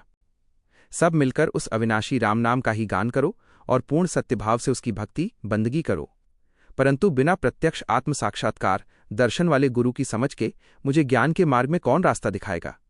यदि संसार में कोई ऐसा गुरु बन जाए जो स्वयं नीच प्रवृत्तियों, विकारों और अज्ञानता में फंसा हो और सद्गुरु होने का पाखंड करता हो। आदि सद्गुरु सुखराम जी महाराज कहते हैं कि ऐसे झूठे गुरु का शिष्य बनकर जीव सीधा नरक के मार्ग में ही जाएगा। जो पारस रूपी आत्म साक्षात्कारी संत हैं, वे किसी दूसरे ऊंच नीच के भेद को नहीं कहते। उनके ज्ञान के पारस रूपी प्रभाव को तो चारों वर्णों ब्राह्मण, क्षत्रिय, वैश्य, शूद्र के लोग युगों युगों से स्वयं पूजते आए हैं। यहाँ उदाहरण देकर समझें कि वर्णों के स्वभावानुसार राजपूत चांदी के समान है, बनिया तांबे के समान है, और आदि सद्गुरु सुखराम जी महाराज कहते हैं कि जस्ते को शूद्र के समान और लोहे को अन्य कठोर स्वभाव के समान जानना चाहिए। जब पारस पत्थर से स्पर्श कराया जाता है तो तांबा बनिया स्वभाव सोना बनने की प्रक्रिया में थोड़ा समय या यत्न ले सकता है, परंतु चांदी राजपूत स्वभाव तो तत्काल और तुरंत ही रूप बदल लेती है। इसके विपरीत जो बहुत ही कठोर करड़ा लोहा होता है, उसका मैल और कठोरता हटने में थोड़ा समय लगता है। आदि सद्गुरु सुखराम जी महाराज कहते हैं कि जब तक उसका वह कठोर मैल पूरी तरह कट नहीं जाता, तब तक वह शुद्ध कंचन सोना रूप में परिवर्तित नहीं हो पाता, अर्थात जीव के पुराने संस्कारों की कठोरता हटने पर ही वह पूर्ण ज्ञान को धारण कर पाता है। पैर के नाखून से लेकर सिर की चोटी तक पूरे शरीर के भीतर रहने वाला जीव, आत्मा तो वास्तव में एक ही है, परंतु विचार करो कि उस एक ही जीव ने शरीर में अलग अलग स्थानों, अंगों पर अपना वास धाम बना रखा है और समय आने पर हर अंग का अपना अलग महत्व और प्रभाव दिखाई देता है। मुख से बड़ी बड़ी बातें करके पूरे शरीर के अंगों को एक समान कह देने से वे एक नहीं हो जाते। यद्यपि पूरे शरीर में एक ही जीव व्याप्त है, फिर भी यदि किसी को हमारा हाथ या मस्तक छू जाए तो कोई बुरा नहीं मानता, परंतु वही पैर छू जाने पर मनुष्य तुरंत क्रोधित हो जाता है। इसी प्रकार मनुष्य के अपने ही दोनों हाथों में से दाहिने हाथ का गुण मर्यादा अलग है और बाएं हाथ की अलग है। आदि सद्गुरु सुखराम जी महाराज कहते हैं कि शरीर के इन सभी अंगों के गुण, कर्म और मर्यादा पूरी तरह से न्यारे अलग अलग हैं। इन सबको जबरन एक कहना पूरी तरह झूठी बात है। ठीक इसी प्रकार संसार में सभी मनुष्यों के भीतर एक ही ब्रह्म होने पर भी उनकी शारीरिक मर्यादा, कुल और कर्मों के गुण कभी एक समान नहीं हो सकते। शरीर की व्यवस्था में पैरों का साथ पैरों के संग ही ठीक है और हाथों का साथ हाथों के संग ही उचित रहता है। इसी प्रकार गुदा और लिंग जैसे अंगों का स्थान अलग है और मुख पर नासिका नाक का स्थान अलग है। अरे, यह सच है कि इन सभी अंगों के भीतर बहने वाले प्राण जीवन तत्व तो केवल एक ही हैं, उनके रहने का कोई दूसरा ठिकाना नहीं है। परंतु फिर भी अंगों का परस्पर मेल और संग जिस विधि, मर्यादा और व्यवस्था से तय है, उसे उसी विधि से अलग अलग ही जानना चाहिए। आदि सद्गुरु सुखराम जी महाराज कहते हैं कि प्राणों की एकता होने पर भी अंगों का स्थान और मर्यादा कभी एक समान नहीं की जा सकती। ठीक वैसे ही सब में एक ब्रह्म होने पर भी संसार की मर्यादा और कुलों का संग अपनी अपनी विधि के अनुसार ही होता है। इसलिए नीच कुसंस्कारों और विकारों से युक्त स्वभाव के मनुष्य का संग कभी भी भूलकर मत करो। वो यदि अपने आप को कर्ता, ज्ञानी या भक्त भी दिखाता हो तो भी उस पर कभी विश्वास मत करो। स्वयं भगवान श्री कृष्ण ने भी अपने ग्रंथ गीता में यही बात कही है। आदि सद्गुरु सुखराम जी महाराज कहते हैं कि नीच की संगति करने वाला जीव कभी भी मोक्ष परम पद को प्राप्त नहीं कर सकता। जैसे कपूर उड़ जाता है परंतु उसमें काली मिर्च डाल देने से वो नहीं उड़ता, उसी प्रकार शूरवीर के सिर पर लोहे का कवच टोप रहने के कारण उसे देवकन्या नहीं ले जाती। जैसे रजस्वला ऋतुवंती स्त्री की छाया यदि सर्प के ऊपर पड़ जाए तो वो सर्प अंधा हो जाता है।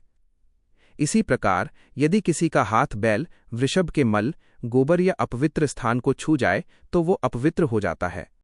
आदि सद्गुरु सुखराम जी महाराज कहते हैं कि ठीक इसी प्रकार जो जीव मर्यादा को छोड़कर नीच की संगति में रहता है, अथवा वह स्त्री जो नियमों और मर्यादाओं को भंग करती है, वह कभी भी मोक्ष को प्राप्त नहीं कर सकती। जैसे चमार जाति की स्त्री अथवा किसी अपवित्र स्थिति को देखकर मनुष्य रास्ते से हटकर दूसरे कोने से निकल जाता है और उस कोने से होकर वो 1.5 घर कुछ दूरी आगे बढ़ जाता है। इसके विपरीत माली के हाथों चुने हुए सुंदर फूलों को देखकर मनुष्य का मन प्रसन्न होता है और वह उसकी ओर खिंचा चला जाता है। आदि सद्गुरु सुखराम जी महाराज कहते हैं कि संसार में गुणों और मर्यादा का ऐसा ही प्रभाव है। इसी कारण से श्रेष्ठ जन अपनी बुद्धि का उपयोग करके नीच कुसंस्कारी का संग छोड़ देते हैं और उत्तम का ही संग ग्रहण करते हैं। जैसे प्याज को चाहे घी में डाल दिया जाए तो भी उसकी दुर्गंध मिटती नहीं, प्याज को चाहे हींग के साथ रख दिया जाए तो भी उसकी तीखी गंध जाती नहीं, प्याज को चाहे कस्तूरी के भीतर रख दिया जाए या इत्र फुलेल से नहला दिया जाए तो भी उसकी मूल दुर्गंध नहीं होती। प्याज का वह दुर्गंध वाला मूल गुण उसके भीतर बना ही रहता है। आदि सद्गुरु सुखराम जी महाराज कहते हैं कि ठीक इसी प्रकार जो मनुष्य मूल रूप से नीच कुसंस्कारी मर्यादाहीन या दुर्गुणी स्वभाव का है, उसके भीतर का वह नीचता का संस्कार और प्रभाव कभी पूरी तरह मिटता नहीं है।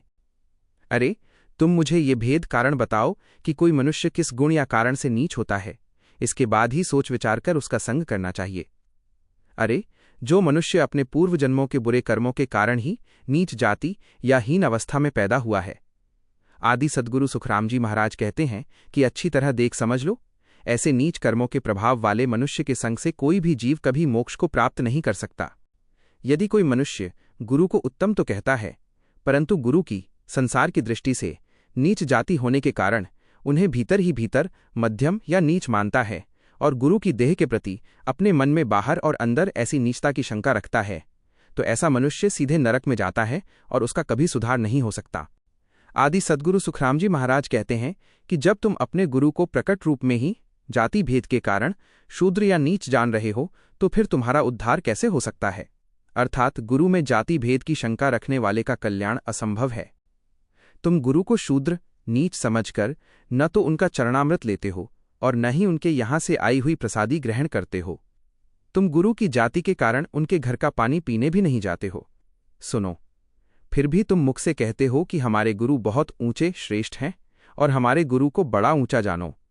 आदि सद्गुरु सुखराम जी महाराज कहते हैं कि जब तुम्हारा व्यवहार ऐसा है तो तुम्हारी इस झूठी बात को कोई सच कैसे माने। वे मुख से तो गुरु को साक्षात सृष्टि का करतार, करतूत करने वाला ईश्वर और राम के समान कहते हैं कि हमारे गुरु ही राम और करतार हैं, परंतु जब प्रसादी की बारी आती है तो गुरु की जाति के कारण न तो वे प्रसाद देते हैं और न ही प्रसाद लेते हैं। अरे, ये तुम्हारे अंतःकरण के भीतर बैठी हुई नीच जाति की वही पुरानी वासना और भेदभाव है। आदि सद्गुरु सुखराम जी महाराज कहते हैं कि इसी दुर्भावना के कारण कोई भी जीव गुरु के प्रति पूर्ण समर्पित होकर उनकी प्रसादी को ग्रहण नहीं कर पाता है।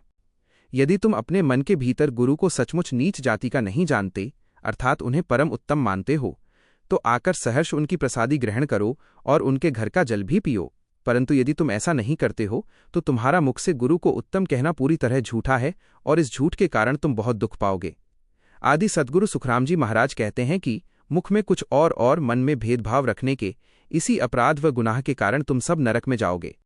यदि ऊंच और नीच के संग में कोई छूत, मुर्यादा या भेद नहीं होती तो फिर तुम कनिष्ठ, खराब या निम्न चीजों को छोड़कर केवल उत्तम वस्तुएं ही चुनकर क्यों खाते हो?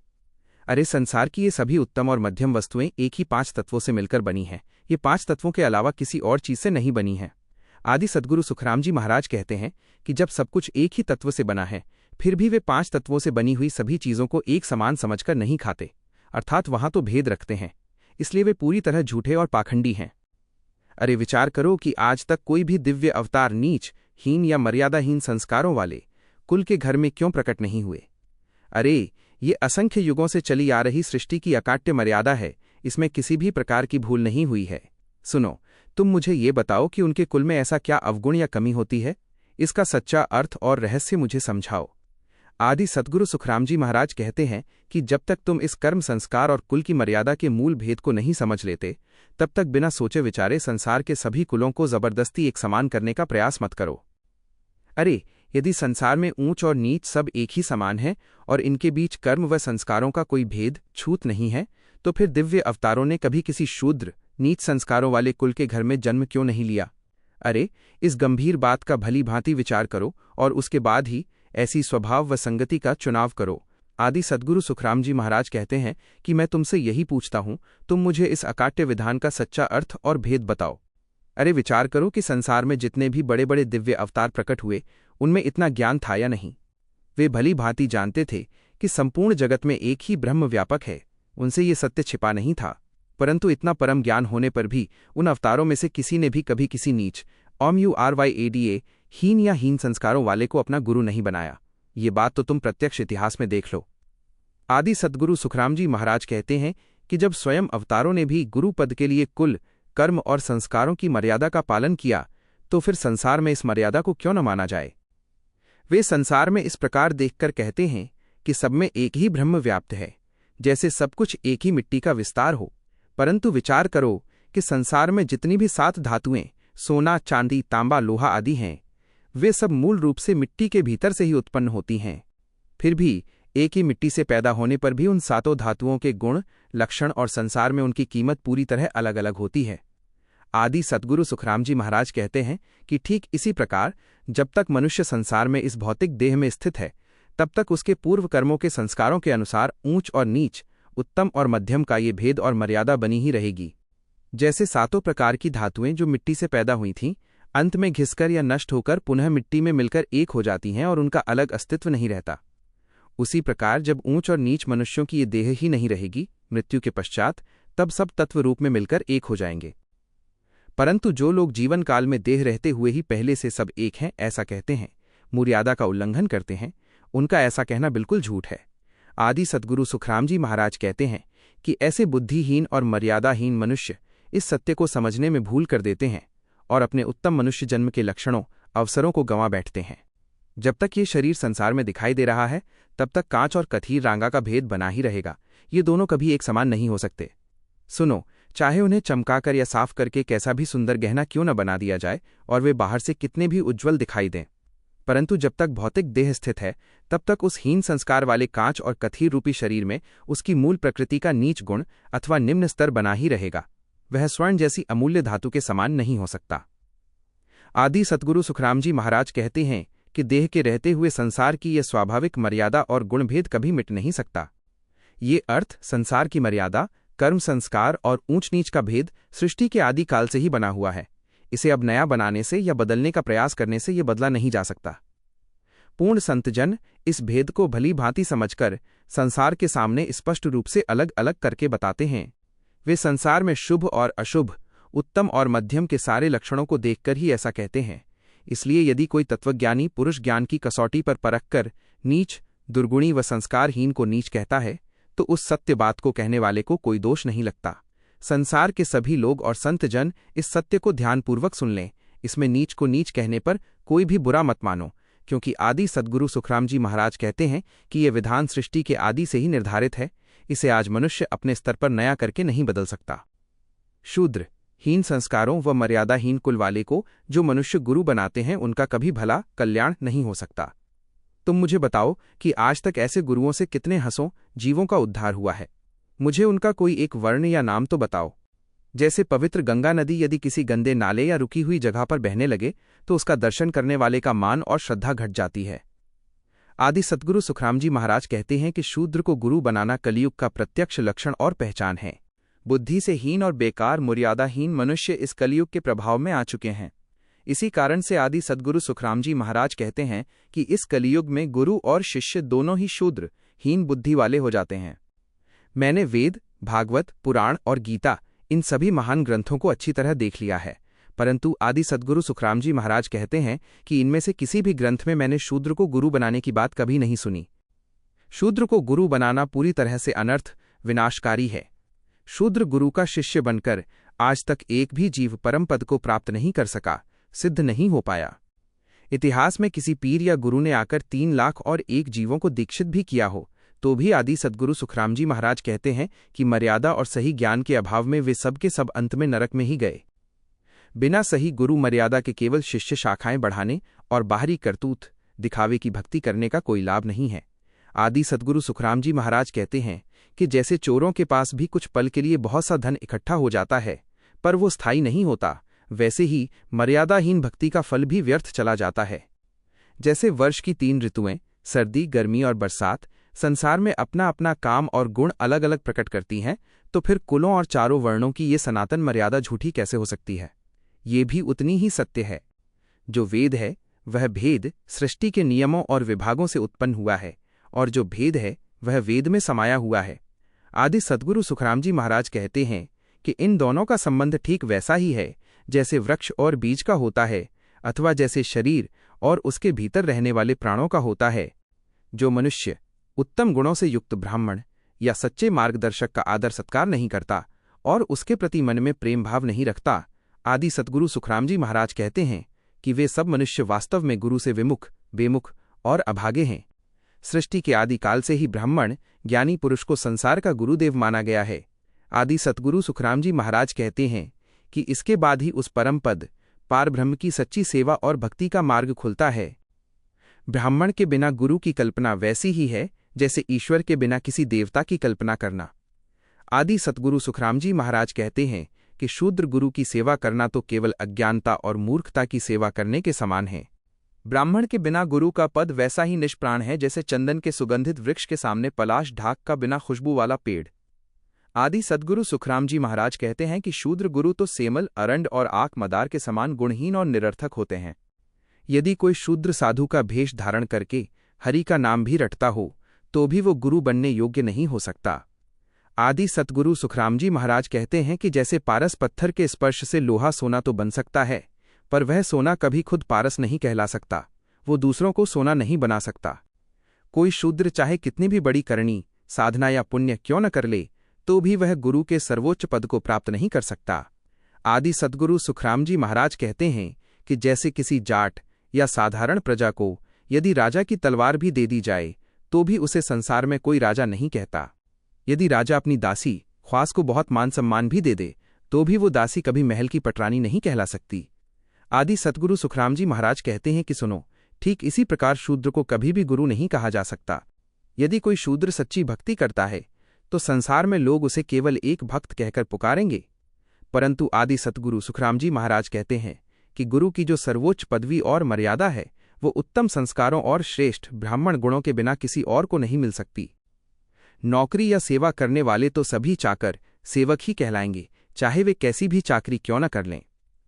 परंतु आदि सद्गुरु सुखराम जी महाराज कहते हैं कि ठाकुर, शासक या राजा बनने की योग्यता क्षत्रिय गुणों के बिना किसी और में नहीं हो सकती। ब्राह्मण के स्वाभाविक संस्कारों के बिना न तो सच्चा संन्यास सिद्ध हो सकता है और न ही सच्चा योग घटित हो सकता है। आदि सद्गुरु सुखराम जी महाराज कहते हैं कि क्षत्रिय गुणों के बिना राज्य और कर्मों के ऐश्वर्य का भोग नहीं भोगा जा सकता। ब्राह्मण उत्तम संस्कारों के बिना गुरु धर्म का मार्ग कभी फलता फूलता नहीं है, अर्थात सिद्ध नहीं होता। आदि सद्गुरु सुखराम जी महाराज कहते हैं कि यह बात तुम स्वयं श्रीमद् भागवत महापुराण के वचनों में देख लो। जो ब्राह्मण होकर संन्यास ग्रहण करता है और निरंतर साक्षात ब्रह्म का ध्यान धरता है, आदि सद्गुरु सुखराम जी महाराज कहते हैं कि उसके ज्ञान के बराबर तीनों लोकों में किसी और का ज्ञान नहीं हो सकता। जो ब्राह्मण होकर पूर्ण पद परमात्मा के साथ लवलीन एकाकार हो जाता है, आदि सद्गुरु सुखराम जी महाराज कहते हैं कि साक्षात ब्रह्मा और शिव भी उस महापुरुष की समता बराबरी नहीं कर सकते। जो 6 दर्शन, शास्त्रों की मर्यादा और सच्चे वैराग्य से युक्त हैं, उन्हें ही ब्रह्मा का अंश ज्ञान स्वरूप जानो। इसी कारण से आदि सद्गुरु सुखराम जी महाराज कहते हैं कि उन्हें ही सच्चे सद्गुरु की पदवी प्राप्त होती है। शूद्र मर्यादाहीन को गुरु बनाकर और सिर पर धारण करके उसकी पूजा करने से पुण्य की आस लगाना वैसा ही व्यर्थ है। आदि सद्गुरु सुखराम जी महाराज कहते हैं कि जैसे बिना वृक्ष के ही वर्षा की बूंदों से फल पाने की इच्छा करना, जिसके पास न तो संतों के दर्शन लक्षण हैं और न ही उत्तम वर्ण संस्कार हैं, उसे भला गुरु कौन कह सकता है। सुनो, आदि सद्गुरु सुखराम जी महाराज कहते हैं कि जो ऐसे व्यक्ति को गुरु मानते हैं, समझो उनके भीतर कलयुग का प्रभाव प्रवेश कर चुका है। बिना सच्चे संत दर्शन मुर्यादा के शूद्र द्वारा की जाने वाली वो भक्ति भी पूरी तरह निष्काम या निष्फल ही रहती है। आदि सद्गुरु सुखराम जी महाराज कहते हैं कि ऐसी मर्यादाहीन स्थिति में न तो गृहस्थ जीवन का पुण्य सधता है और न ही राम नाम में सच्ची लिव लौ लग पाती है। आदि काल से लेकर आज तक आदि सद्गुरु सुखराम जी महाराज कहते हैं कि शूद्र संस्कारों में रहते हुए कोई सच्चा भक्त नहीं हुआ। तुम बताओ कि ऐसे गुरुओं ने कितने हंसों जीवों को भवसागर से तारा है। मुझे उनका नाम और वर्ण तो बताओ। शूद्र कुल में जन्म लेकर यदि कोई केवल बाहरी साधु का भेष धारण कर ले तो वह सिद्ध नहीं हो जाता। आदि सद्गुरु सुखराम जी महाराज कहते हैं कि इतिहास और ग्रंथों के अर्थों में तुम स्वयं देख लो कि केवल भेष बदलने से आंतरिक संस्कार नहीं बदलते। सृष्टि के नियमों की यह बात पूरी तरह अटल और सत्य है। जिसने भी इस मर्यादा का उल्लंघन किया है, आदि सद्गुरु सुखराम जी महाराज कहते हैं कि उसका न तो देवलोक सुरपुर में और न ही मृत्युलोक नरपुर में कभी कल्याण हुआ है। जैसे गधा यदि सिंह की खाल चीज भी ओढ़ ले तो भी सिंह के गरजने पर उसका गधा होना प्रकट हो ही जाता है। सुनो, आदि सद्गुरु सुखराम जी महाराज कहते हैं कि ठीक इसी प्रकार ओछी बुद्धि वाले व्यक्ति के अवगुण और गालियां कुसंस्कार अंततः प्रकट हो ही जाते हैं। प्रथम तो शूद्र कुल के केवल बाहरी भेष बना लेने से भीतर उत्तम आध्यात्मिक फल पैदा ही नहीं होता। और आदि सद्गुरु सुखराम जी महाराज कहते हैं कि यदि कहीं ऐसा फल कोई अपवाद प्रकट भी हो जाए तो संसार में वैसा उदाहरण बहुत ही दुर्लभ फोरोसो होता है। जैसे कोई वेश्या सज धज कर स्वांग रचती है, वैसा ही शूद्र का वो बाहरी साधु भेष है जिसमें केवल दिखावा है, सत्य नहीं। इसी कारण आदि सद्गुरु सुखराम जी महाराज कहते हैं कि देख लो, ऐसी दिखावे की फटी हुई मर्यादा से कभी परम पद का फल सिद्ध नहीं होता। भले ही समुद्र का पानी खारा होता है, परंतु फिर भी उसके भीतर बहुमूल्य हीरे मोती उत्पन्न होते हैं। सूखिया सुखराम जी कहते हैं कि जो मीठा और उज्ज्वल तत्व है, उसे कौवा अज्ञानी कभी पहचान नहीं पाता और वो छिपे हुए सत्य को नहीं देख पाता। पद्मिनी जैसी उत्तम स्त्री को घर लाकर भी कोई उसे केवल दासी रानी नकोय बनाकर नहीं रख सकता। सुनो, आदि सद्गुरु सुखराम जी महाराज कहते हैं कि जो उत्तम गुणी मणि है उसे सच्चे योगी ही धारण करते हैं। जैसे टाट बोरी के जूट का बना हुआ कागज अपनी मूलहीन योनि उत्पत्ति को नहीं मिटा सकता, आदि सद्गुरु सुखराम जी महाराज कहते हैं कि ठीक वैसे ही नीच संस्कारों के प्रभाव में पड़ा हुआ जीव अंत में नीच वृत्तियों की ओर ही दौड़ता है।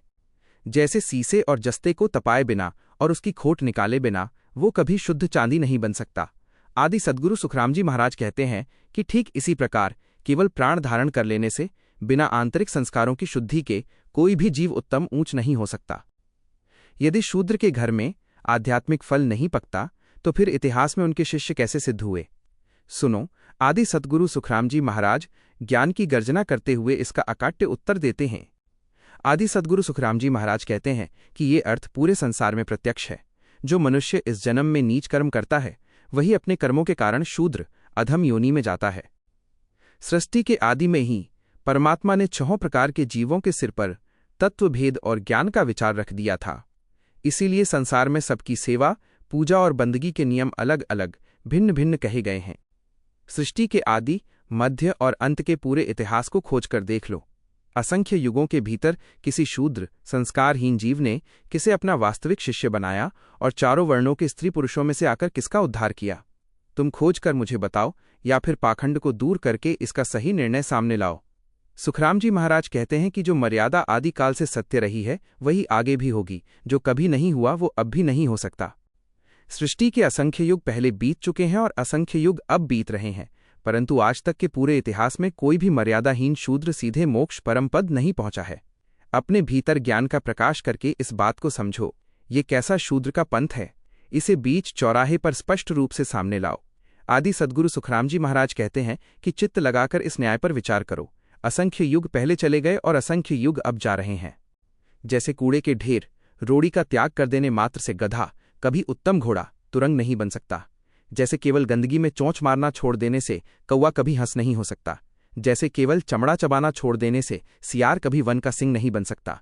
और जैसे गुड़ तथा खांड के पानी से सींचने पर भी नीम का पेड़ कभी मीठा नहीं हो सकता, ठीक इसी प्रकार आदि सद्गुरु सुखराम जी महाराज कहते हैं कि आंतरिक कुसंस्कारों और नीच प्रवृत्तियों को बदले बिना कोई केवल बाहरी भेष से शूद्र से संत नहीं हो सकता। विचार करो कि संत घाटम घटोम मेणा जाति से थे, संत नामदेव जी छीपा दर्जी भाई थे, रांका बांका कुम्हार थे और शबरी भिल्लन भी उत्तम पद को प्राप्त हुई।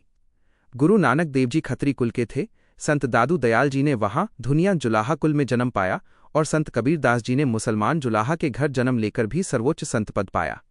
आदि सतगुरु सुखराम जी महाराज कहते हैं कि ये सब जाति से नहीं बल्कि अपने पूर्व जन्मों के परम उत्तम संस्कारों के कारण ही वैसे ही परम सिद्ध संत हुए, जैसे बिना पानी के मीन मछली का अस्तित्व असंभव है, अर्थात वे जन्मजात उच्च आत्मतत्व लेकर आए थे।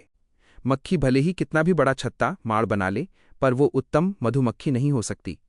जैसे सांप के सिर पर मणि होने पर भी उसकी जहरीली जाति का मूल गुण नहीं मिटता, जैसे हींग को चंदन में लपेट कर रखने पर भी उसकी अपनी तीखी दुर्गंध नहीं जाती, और जैसे कुत्ते को पालकी में बिठा देने पर भी उसमें उत्तम मनुष्यों के लक्षण रत्ती भर भी नहीं आते, ठीक वैसे ही आदि सद्गुरु सुखराम जी महाराज कहते हैं कि कोई कितने भी करोड़ों जतन क्यों न कर ले, केवल आंतरिक मलिनता और नीच संस्कारों के रहते कोई सच्चा संत नहीं हो सकता। शूद्र मानतंग वंश के घर में केवल जन्म लेने से ही सब कुछ नष्ट नहीं हो जाता, परंतु सत्य यह है कि अमूल्य हीरा केवल गहरे समुद्र या खदान में ही पैदा होता है। वह किसी गंदे नाले या चमड़े की खाल में उत्पन्न नहीं हो सकता, अर्थात आत्मकल्याण के लिए परम उज्ज्वल और पवित्र आंतरिक संस्कारों की भूमि होना अनिवार्य है।